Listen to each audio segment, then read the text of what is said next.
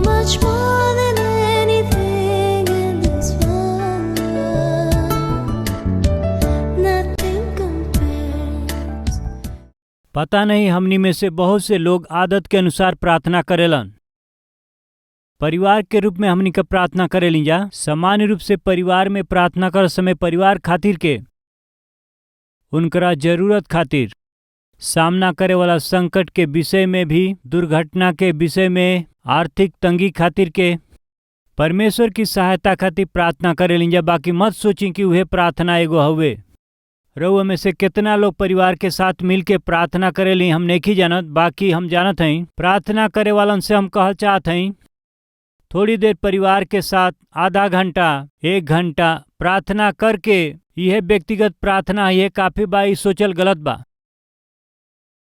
परिवार के रूप में जौन प्रार्थना कईल जरूरी बाटे, व्यक्तिगत परमेश्वर के सम्मुख प्रार्थना कईल ओकरा से भी ज्यादा ई जरूरी बा। एकांत में जब रउआ प्रार्थना करीला तब मन खोल के रउआ परमेश्वर से बात करीला। जब रउआ व्यक्तिगत प्रार्थना करीला तो रउरी मन में रहे वाला दोष के पवित्र आत्मा रउआ पर प्रकट करेला। पवित्र आत्मा परमेश्वर रउरी हृदय में पश्चाताप के लेकर के आवेला। ई ना जनला बिना पश्चाताप कईला के कारण रउआ आंसू बहावत शुरू करीला। यही से बाइबल बतावेले कि कुरिन्थियों के लिखल गई पहली पत्री 7वां अध्याय में 10वां वचन के पढ़त हई। काहे कि परमेश्वर भक्ति के शोक ऐसन पश्चाताप उत्पन्न करेला जेकर परिणाम उद्धार ह, और फिर ओकरा से पछताए के ना पड़ेला, परंतु संसारिक शोक मौत के उत्पन्न करेला। परमेश्वर के भक्ति का शोक हवे और संसारिक शोक भी बाटे। परमेश्वर के भक्ति का शोक मनुष्य के भीतर में पश्चाताप के लेके आवेला। यही से जब प्रार्थना करीला तो पवित्र आत्मा का करेला, रउरी कईल गेल पाप के प्रति रउआ के वो निरुत्तर कईल करेला। पवित्र आत्मा जब रउरी अंदर शोक पैदा करेला तो रउआ पश्चाताप करीला, रउआ उद्धार के पाइला। ई कब होला कहला से सबके साथ प्रार्थना कईला से ही ना होला। जब रउआ एकांत में घुटना टेक के प्रार्थना करीला तब रउआ कौन पाप कईले बानी पवित्र आत्मा रउआ के याद करावेला। हमन में कितना लोग के आज ये वचन के सुने वाला कितना लोगन के एकांत में अकेले प्रभु से प्रार्थना कईला के अनुभव बाटे। रउआ अपना से प्रश्न करी। यदि रउरी भीतर कोनो कठिन समस्या बाटे तो जल्दी से डॉक्टर के पास का करीला। वहाँ डॉक्टर के पास बैठ के रउआ ठीक से बताएब कि अपना पूरा रिश्तेदारन के लेके जाइब। जाके डॉक्टर के पास एगो छोट कुर्सी रहेला, वहाँ बैठावेलन, बैठ का बा बताओ। तब बताइलन जे डॉक्टर के विस्तार से बतावेलन जे डॉक्टर के रउरी ओर से और पत्नी बात करेली समझी। रउआ थोड़ा रुक जाई। ठीक है रउआ कहीं उनके बात करे ना आवेला हम बताई। उनके बात करे ना आवेला ही ना, उनकरा के रउआ ही वैसे कर देल बानी। डॉक्टर के पास जैला से डॉक्टर का करन जेकरा के बीमारी बा उनके वहाँ बैठावेलन। आसपास के लोगन के कितनो भी वो बीमारी के विषय में सलाह दिहला से, विवरण कईला से तू चुप रह ऊ बताई है कहेलन। जे बीमार बाटे उहे डॉक्टर से भी विस्तार से बतावे के बाटे। परमेश्वर के पास आयल व्यक्ति ही अपना विषय में वो परमेश्वर से बतावे के बाटे। ताली बहुत बजौले बानी जा। बाकी हमार प्रश्न का बाटे कि कितना समय हो गइल बा अकेले में रउआ प्रभु के उपस्थिति में घुटना के टेकले पूरा मन से आमने सामने फेस टू फेस परमेश्वर से बात कइले कितना समय भइल बा। एक बार विचार करी। रउआ प्रार्थना करत समय राउर हृदय कौन कौन बात में रउआ के दोष लगावेला, ओकरा विषय में परमेश्वर रउरी हृदय में शोक के उत्पन्न करेलन। प्रभु ये विषय में रउआ के हम बहुत दुखी कर देले बानी, हमके क्षमा करी पिता। ऐसे कहत ही रउरी जनला बिना रउरी आंख से आंसू बहे लागेला। पश्चाताप से और दुख से रउआ टूटल मन से प्रार्थना करीला। ऊ कब जानत है रउआ एकांत में अकेले में परमेश्वर से बात करत समय। आज बहुत से लोगन के एकांत प्रार्थना के गुप्त प्रार्थना के कोनो अर्थ ही नहीं के मालूम। बाकी कलवरी आवाज के सुने वाला हर एक आदमी ओकरा के जाने के ही नहीं, बाकी ओके आदत बनावे के बा। रउआ केतनो व्यस्त काहे न होखी, केतनो बड़ व्यापारी काहे न होखी, एमएनसी कंपनी में काम करे वाला केतनो महान नौकरी होखे या संपत्ति होखे, अधिकार होखे, केतनो बड़ सेवा या कलिसिया होखे, व्यक्तिगत रूप से परमेश्वर से मिलल बहुते जरूरी बा। प्रभु यीशु मसीह भोर के ही उठ के वो अकेले में और एकांत में वो जंगल में जाके वो प्रार्थना करत रहले। हर शाम के जैतून पहाड़ में जाके घुटना टेक के यरूशलेम में रहत समय वो जैतून पहाड़ पर जाके प्रार्थना करत रहले एकांत में। सृष्टि के रचना करे वाला परमेश्वर के ही एकांत में प्रार्थना करे के पड़ल बाटे। त रउआ के हमरा के कितना प्रार्थना करे के चाही? ब्रदर, हमरा खातिर व्यक्तिगत रूम नइखे प्रार्थना करे खातिर के, यही से हम व्यक्तिगत प्रार्थना नहीं कर पावत। यीशु जी के पास कमरा ना रहल। यीशु मसीह भोर के ही उठ करके जंगल में वो एकांत में जा करके अंधेरा रहते ही वो जाके प्रार्थना करत रहले। मरकुस 1:35 के अनुसार यीशु मसीह के पास भी कमरा ना रहल प्रार्थना करे खातिर। जैतून पहाड़ के पास गेतसेमनी बगीचा में एकांत में प्रार्थना करत रहले। आज ये बात के सुने वाला भाई और बहन लोग, रउआ के कमरा नहीं बाकी एगो अच्छा दिल चाही, रउरी हृदय में होके के चाही प्रार्थना कैला के मन। नेहमिया की प्रार्थना के परमेश्वर सुन ले। कारण ये रहे कि व्यक्तिगत परमेश्वर की संगति में रहले। लगातार 4 महीना तक वो दुख में, आंसू से, उपवास से और दृढ़ता से वो हर दिन वो प्रार्थना कैले, दृढ़ता से हर दिन। यही से परमेश्वर उनके प्रार्थना के सुन ले। हमार प्रिय भाई और बहन लोग, हमनी के प्रार्थना सुन के परमेश्वर के उत्तर देवे के बाद सबसे पहले हमनी के हृदय स्वीकार योग्य होके के चाही। हो सकेला कि जाने अनजाने में, फिर से हम कहत हई, जानबूझ के हमनी के गलती कर लिया ओकरा खातिर पछताप करे के पड़ी। अनजाने में कुछ गलती कैले होखब जा, ओकरा विषय में पछताप करे के बाटे। बाकी रउआ प्रार्थना करत समय ही परमेश्वर रउरी अंदर के कमी के रउआ के वो दिखा दी हैं। पवित्र आत्मा परमेश्वर रउआ के अंदर रहल पाप के कबूल करवा दी हैं। पवित्र आत्मा परमेश्वर रउरी अंदर रहे वाला पाप के कबूल करावत समय मन फिराव के योग्य वो दुख के भी रउआ में पैदा करी हैं। और जैसे ही रउआ परमेश्वर की उपस्थिति में टूटल मन से आईब और दुख और आंसू से पश्चाताप करब, वो प्रार्थना के सुने वाला परमेश्वर रउरी हृदय के धो दी हैं। प्रभु अपना लहू से तोहरी हृदय के धो के वो शुद्ध कर देवेलन। ओकरा बाद तोहरा साथ परमेश्वर के वो अद्भुत संगति के कारण ही रउआ में रउरी करे वाला प्रार्थना के जवाब मिली। लाइन क्लियर हो गई। कई बार ट्रैफिक जाम होत रहेला, गाड़ी आगे ना बढ़ पावेला। 1 घंटा हो गई, 2 घंटा हो गई, 3 घंटा हो गई, काहे नहीं आगे बढ़त? जाम हो गई बा, कहीं दुर्घटना भइल बा, ट्रक या बस बीच में पड़ल बाटे। वो क्लियर जब तक ना होई 1 कदम आगे ना बढ़ा सकिले जा। मेहरबानी से ध्यान देई, रउआ और परमेश्वर के बीच में कोनो पाप भइला से रउरी आत्मिक यात्रा में रुकावट आ जाला। राउर प्रार्थना के जीवन जब कमजोर होला, एगो प्रभु के दास कहले, प्रार्थना करे वाला के पाप कैला आसान ना होला, बाकी पाप करे वाला व्यक्ति का प्रार्थना कैल उतना आसान ना होला। आज हमनी में से बहुत लोग के प्रार्थना ना कैला के कारण उन्हों लोग में होखे वाला पाप हवे। प्रार्थना रउआ के पाप ना करे देई और पाप रउआ के प्रार्थना भी ना करे देई। ये सच्चाई के जानला से कितना अच्छा होई। नेहमिया के कई प्रार्थना के परमेश्वर सुन लिहले। पिछला बार रउआ के 3 गो विषय बतौली, ओमा से प्रार्थना कैल गई स्थान राजा के वो भवन में रउआ कहीं भी प्रार्थना कर सकिला। नेहमिया राजा के भवन में नौकरी करत हमें अपना जिम्मेदारी के पूरा करत हमें। अपना हृदय में प्रार्थना करे वाला आत्मा के रखले बाड़े। रउआ नौकरी करत समय प्रार्थना कर सकिला। एक दिन एगो बैंक के जनरल मैनेजर के वो बैंक के विषय में कोनो समस्या उनकरा पास में आइल। उनकरा समस्या के कारण वो बैंक में आ गईले, सबसे पहले आ गईले। वो समय में वो जनरल मैनेजर वो बैंक मैनेजर के पास जल्दी जल्दी अइले। बैंक मैनेजर का दरवाजा बंद रहे, बैंक शुरू ना भइल रहे। वहाँ के ग्राहक खातिर वो वहाँ के असिस्टेंट से पूछत हूँ दरवाजा काहे बंद बा, का करत हमें वो अंदर। वहाँ रहे वाला ऑफिस बॉय उनसे कहत हमें वो प्रार्थना करेलन जी। वो अपना काम के शुरू कैला के पहले अपना कुर्सी के साथ बैठ के वो प्रार्थना करेलन। तब जनरल मैनेजर अपना मन में सोचत ही जात हमें का हुए जानत हई। यही खातिर तो हम जनरल मैनेजर होखला पर भी हम वो लड़का के सलाह खातिर हमके आवे के पड़ता।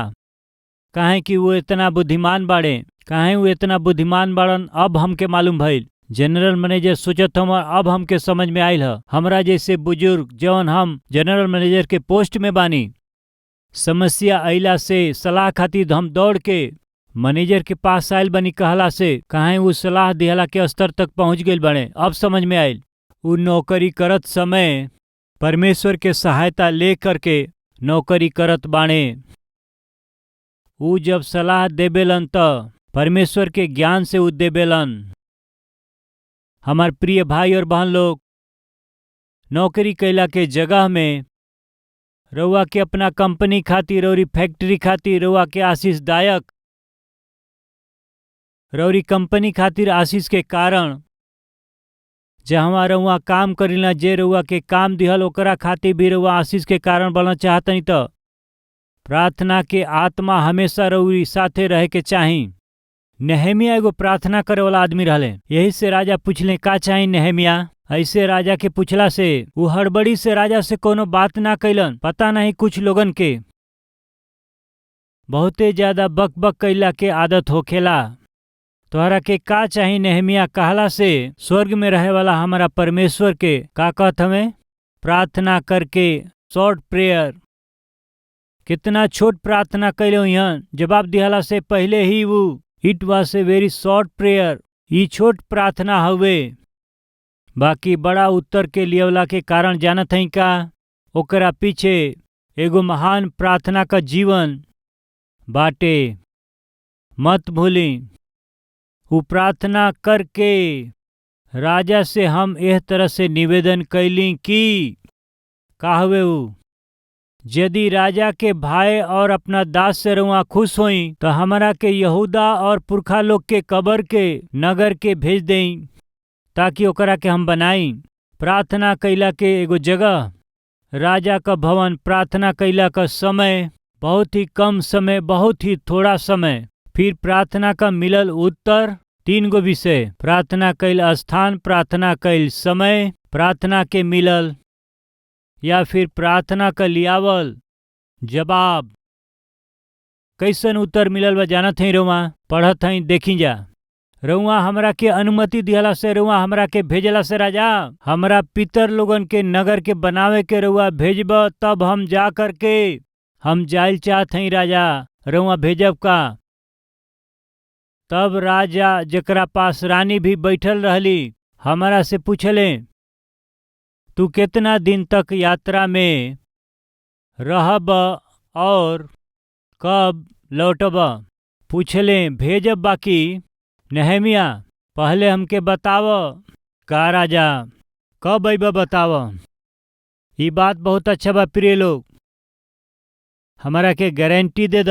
कौन से गारंटी राजा, वापस लौटब गारंटी देब का। कुछ भाई लोग हमारा पास भी आवेलन जा छुट्टी लेवे खातिर के भैया हमके छुट्टी दें कहेलन जा। कुछ लोग जब छुट्टी मांगेला 5 दिन मांगेलन तो 2 दिन देली। नहीं नहीं नहीं जी 4 दिन। चुप रह जी, इतना सेवा बाटे 5 दिन का छुट्टी काहे के, 2 दिन छुट्टी लेला कहिला। कुछ लोग आ करके 1 हफ्ता खातिर छुट्टी चाही भैया कहला से हम चेहरा भी ना देखिला। ले ला भाई ले ला, ले ला बबुआ ले ला। मांगला के देरी ही रहेला। अब डायरेक्ट पूछ ना सकिला ना गारंटी देब का गारंटी भाई अब ना आयब कह के, का कह के दोबारा ना आयब कह करके गारंटी ना मांग सकिला ना। वो सोचिहन या पता नहीं काहे ब्रदर छुट्टी मांगला के देरी बा तुरंते उ दे देलन। कितना अच्छा में अच्छा ना है भाई, हमरा के तू समझले नहीं खा। अब से लोग आई हैं हमारा पास छुट्टी लेबे तो हमारे चेहरा वो देखत रही हैं। का कह के चेहरा देखले बिना दे दिहल जाई या फिर 5 दिन मंगला से 2 ही दिन देवे के। नेहमिया तोहरा के छुट्टी दे बाकी हमरा के एगो वचन द। का राजा वापस लौट के आई वचन देब। कितना अधिक नेहमिया राजा के मन के जीतले होखियन, एकरा फलस्वरूप राजा ऐसन प्रश्न कैले ई नहीं तो दूसरा आई हैं एकरा में का बा। ऐसन उ सोच ना पावले प्रिय, कारण का बा कि ई नहीं तो दूसर आ जाई हैं। बाकी नेहमिया के जैसे दूसर के हुआ एकर चांस हमरा के बिल्कुल ना हवे। नेहमिया के जैसे हमरा के दूसरा ना मिल पाई। हम पूछत हई भाई और बहन लोग कहाँ काम करते नहीं, हम नहीं जानत। कौना कंपनी में, कौना फैक्ट्री में, कौना हॉस्पिटल में, कौन से संस्थान में रुआ काम करतनी हम ही नहीं जानत। बाकी रउआ के जीवन काम देले बना जौन अधिकारी बाणे का रउआ विषय में कह सकेला का। कर्मचारी तो कोनो मिल जाई, बाकी ऐसन व्यक्ति ना मिल पाई। काम करे वाला तो बहुते मिल जाए हैं, बाकी ऐसन काम करे वाला ना मिले हैं। मैनेजर हमके मिल जाई, बाकी ऐसन मैनेजर कबहू हमके ना मिली। रउआ के देख के ही रौरी ऊपर के अधिकारी के कौन ऐसन अभिप्राय आयल का नेहमिया नहीं तो दूसर मिली हैं। आफ्टर ऑल पियावे वाला राजा चाहिए तो ये 100 गो आ जाए, बाकी ऐसा ना आई हैं। राजा चाहिए तो 100 लोग वहां आ जाए, बाकी राजा जाने लन की 100 लोग अला से भी नेहमिया के जैसे व्यक्ति हमरा के दूसरा ना मिल पाई। काहे खातिर नेहमिया बहुते फुर्तीला हमें, बहुत विश्वास योग्य हमें, बहुत शांत व्यक्ति हमें, एगो असली आत्मिक हमें। राजा पूछत हमें तू कब अइबा बतइबा, कुछ गारंटी देबा वापस अइला के। तब नेहमिया राजा से कहले हम निश्चय लौट के आइब, काम पूरा कैला के बाद में हम निश्चय लौट आइब कह के राजा के वो वचन दिहले। 6वां वचन। तब राजा जेकरा पास में रानी भी बैठल रहली हमारा से पूछले तू कितना दिन तक यात्रा में रहब और तू कब लौटब। अतः राजा हमरा के भेजला खातिर प्रसन्न भइले। नेहमिया के भेजे खातिर के राजा के मन में दया के वो उत्पन्न कर दिहले। पियावे वाला हमें, राजा के पात्र देवे वाला हमें का बनल जानत हई, प्रार्थना के जरिए, पवित्रता के जरिए। एगो देश के गवर्नर बन के, एगो ऊंचा पदवी के पा कर के यरूशलेम के नगर के बनौले और शहर पनाह के भी बनौले, उ फाटक के बनौले। प्रिय भाई और बहन लोग, प्रार्थना करे वाला ही काम अहियन जा, प्रार्थना करे वाला ही उपयोगी बनिहन जा, प्रार्थना करे वाला ही सेवकाई कर पहियन जा, प्रार्थना करे वाला ही प्रभु के हाथ में हथियार के रूप में उपयोग हुई है। लोगन के साथ मिलके प्रार्थना कल काफी नहीं के, परिवार के साथ मिलके प्रार्थना काफी नहीं के, व्यक्तिगत प्रार्थना करे के बाद प्रिय भाई और बहन लोग एकांत में प्रार्थना करे के बा। उहे हुए जौन रउआ और परमेश्वर के बीच में संगति के बढ़ावेला, एगो मजबूत रिश्ता के बनावेला। प्रभु के मन का रउआ जानीला, उनका हृदय कैसन बा रउआ जान पाइला कब एकांत में रउआ मन खोल के बात कैला से। आज एगो फैसला करब का परमेश्वर के पास हम एकांत में हम जाइब।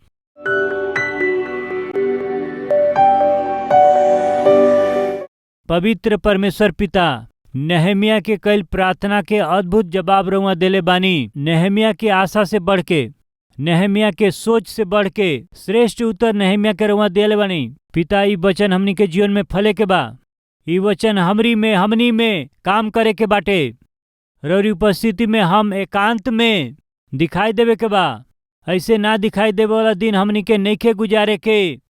ऐसन प्रार्थना के जीवन के, ऐसे ही पवित्र जीवन के, ऐसे विशेष जीवन के हर एक के देई पिता। छोटका बड़का के अंतर ना होकर के जवान हो सकेलन, पढ़े वाला हो सकेलन, स्कूल जाए वाला भी हो सकेलन, बुजुर्ग हो सकेलन, अधेड़ उम्र के हो सकेलन, कौनो उम्र के हो सकेलन। आज वचन सुने वाला हर एक जन रउआ उपस्थिति में एकांत में घुटना टेक करके प्रार्थना करे का अनुग्रह देई। उ स्वयं पिता चमत्कार के रउआ जरी अपना जीवन में देखियन जा और दूसरा के जीवन में भी देख पाई हैं जा। ऐसा अनुग्रह देई पिता रउआ के अच्छा विवेक के साथ, शुद्ध मन के साथ राउर सेवा करे के, आदर करे के, राउर महिमा करे के, राउर गवाह बन के जियला के महान सौभाग्य हमनी के दे देई। यीशु मसीह के नाम से मांगत हैं पिता, आमीन। आज कलवरी के आवाज के कई करोड़ लोग देखेलन, खाली हिंदी में नहीं, तमिलनाडु वाले तमिल में, कर्नाटका वाला कन्नड़ में, केरला वाला मलयालम में, उड़ीसा वाला उड़िया में, महाराष्ट्र वाला मराठी में, पश्चिम बंगाल वाला बंगाली में, पंजाब वाला पंजाबी में, यूपी बिहार भोजपुरी में, तेलंगाना आंध्रा वाला तेलुगु में, उर्दू भाषा में, पाकिस्तान, जम्मू कश्मीर, अफगानिस्तान, गल्फ देश वाला, गुजराती, आसामी, नेपाली, इंग्लिश में, ऐसे भारत के हर एक मुख्य भाषा में प्रभु यीशु मसीह के उद्धार के सुसमाचार के प्रचार करे वाला सबसे पहला आराधनालय कलवरी टेम्पल हवे। काहे हमनी के इतना मेहनत करत हई जा, काहे हमनी के सुसमाचार के इतना भाषा में प्रचार कैला के प्रयास करत हई जा। ध्यान से सुनी जा, रोमियो के पत्री 10वां अध्याय 13वां वचन, काहे कि जे केहू प्रभु यीशु मसीह के नाम लेई ऊ त उद्धार पाई है। के उद्धार पाई? जो यीशु मसीह के नाम लेई ऊ उद्धार पाई है। यदि लोगन के उद्धार होखे के बा, यदि उन्हन लोग के पाप के माफी होखे के बा, तो उन्हन लोग के यीशु के नाम के बुलावे के बा। बुलावे के बाद तो विश्वास करे के पड़ी। विश्वास करे के बाटे तो प्रभु के बारे में सुने के बा। प्रभु के बारे में सुने के बा तो केहू के न केहू के सुनावे के बा। यदि केहू सुनावे वाला होखी तो उन्हन लोग के भेजे वाला भी केहू न केहू होखे के चाही। कलवरी की आवाज के मदद करे वाला का करत हमें जानत हई?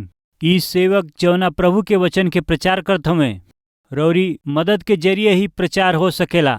हम जौना वचन के प्रचार करीला 17 अलग अलग भाषा में भारत के चारों कोना में पहुँचेला। खाली भारत में ही नहीं, हमारा पूर्व की ओर बांग्लादेश में, दक्षिण की ओर श्रीलंका में, उत्तर की ओर नेपाल में, पश्चिम की ओर पाकिस्तान में, अफगानिस्तान में, गल्फ कंट्रीज में कलवरी के आवाज का प्रचार होखेला।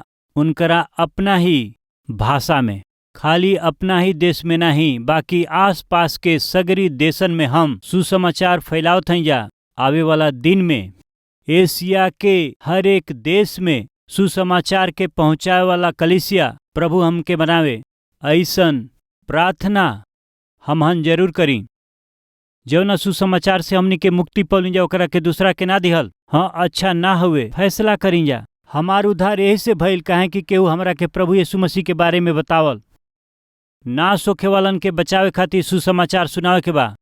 प्रभु से और प्रभु के वचन से प्रेम करे वाला एगो सेवक रौरी पासे बाड़े, जवन वचन के सफाई से, काफी सहज रूप से ही जवन सबके समझ में आवे ऐसन वचन के समझावे वाला एगो सेवक प्रभु रउआ के देले बाड़े। यदि हमहन का ये वचन के प्रसारण में ये सेवक के मदद करी जा त कई लोगन के जीवन बचावल जा सकेला। ऐसन विश्वास करे वाला का अपना हाथ के उठाइब जा।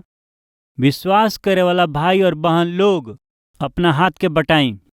सुसमाचार के प्रचार में प्रभु के नाम लेबे वाला उद्धार पाई है। यदि उनके प्रभु के नाम लेबे के बाद तो विश्वास करे के बाटे। यदि विश्वास करे के बाद तो केहू के सुनावे के बा, और सुनावे के बाद तो बोले वाला होखे के चाही। जब सुनावे वाला सेवक साथ में बाना तो उनके साथ देबे के चाही। देबे जाए वाला वचन के अनेक भाषा में अनुवाद करे खातिर के रउआ मदद करी। जवन हम करतनी शायद रउआ ना कर सकिला, जवन रउआ करत हई उ हम ना कर सकिला। तो का करी जा?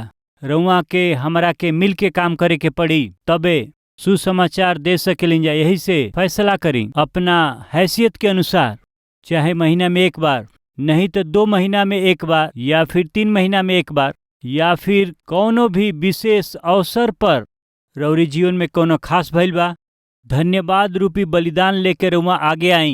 यही से रउआ आई। हम सगरी लोग के न्योता देत हई कि हमनी का मिल के प्रभु यीशु मसीह के सुसमाचार के संसार भर में फैलाई जा।